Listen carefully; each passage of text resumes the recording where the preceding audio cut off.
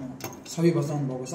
त्यस हुनाले अन्तिममा एउटा नैतिकता पनि देखाउनु भयो, पार्टीमा सल्लाह गर्दै होला र अघिल्लो दिन राजीनामा नगरेको भएदेखि त तपाईँ पनि अरू त के हुनुहुन्थ्यो, त्यसले पनि एउटा चरित्र जोगाउने काम गर्नुभयो। त्यसतर्फ पनि तपाईँ धन्यवादको पात्र हुनुहुन्छ। र अहिलेको यो जेनजी आन्दोलनले आन्दोलनलाई तपाईँहरूले त्यसलाई सपोर्ट अथवा त्यसलाई क्यास गर्न पनि तपाईँ सफल हुनुभएको छ। र यो पार्टीलाई दीर्घजीवी रूपमा जेनजी आन्दोलनको मकसद मार्फत लैजान तपाईँ सफल हुनुहोस्। र मैले हिजो मात्रै गुरुराज घिमिरेको एउटा इन्टरभ्यू सुनेको थिएँ।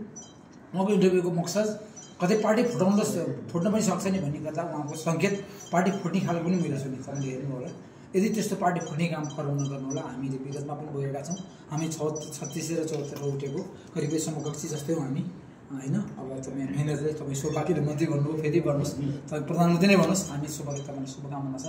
त्यसो हुनाले मैले केही अरू कुराहरू गर्न चाहिनँ। यसलाई तपाईँले एउटा बच्चालाई फर्काउँदाखेरि फर्किने हिसाब किताबमा लिने तपाईँ त्यो खालको मान्छे पनि हुनुहुन्न। अब त्यो स्वभावले उमेरले बेलाले लगानीले पनि त्यो खालको छैन। र मुख्य कुरो अहिले हामीले चरित्र बचाउन सकेनौँ, पार्टीमा मन्त्रीमा मात्र चरित्र बचाउन सकेनौँ भनेदेखि त्यसको अर्थ रहेनछ।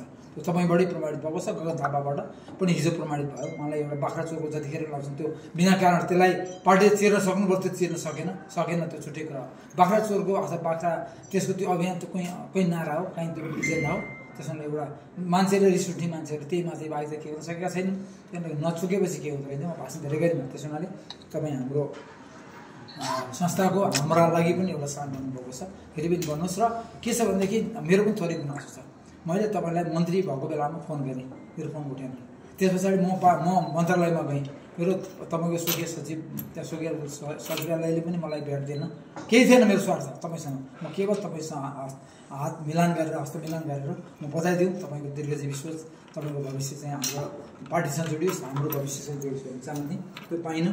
यदि त्यस्तो चाहिँ तपाईँको सचिवालय गलत भयो भने केपी ओली सरले गर्नुपर्छ, ती दिन आउन सक्छन्। यद्यपि तपाईँको त्यो खालको चाहिँ छ भनेदेखि सचिवालय तपाईँलाई अलिकति मजबुत बनाउनुहोस्। मेरो त्यो भने त्यहाँभन्दा ठुलो गुनासो मेरो केही थिएन।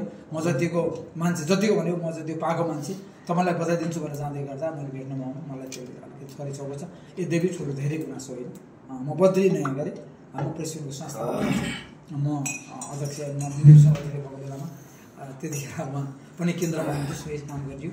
त्यतिखेर राम्रो हुनुहुन्थ्यो, अझै राम्रो गर्नुहोस्। शुभकामना छ। Thank you.